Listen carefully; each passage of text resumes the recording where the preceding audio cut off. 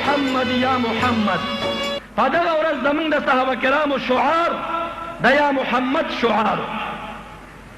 نو معززو سامعینو، 18 کاله د وفات النبي صلی الله علیه وسلم نه وروسته یو میاشت فاصله کې لري 140,000 صحابه کرام پهلوانه اواز خو لږ تیز کړه.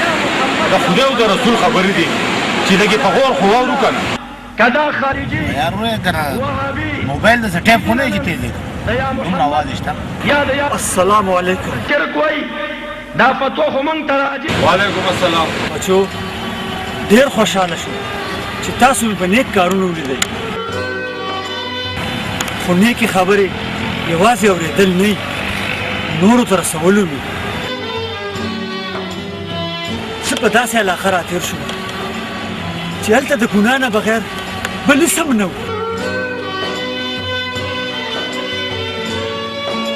هغه علاقې ته که د دعوت خبره ونه شوه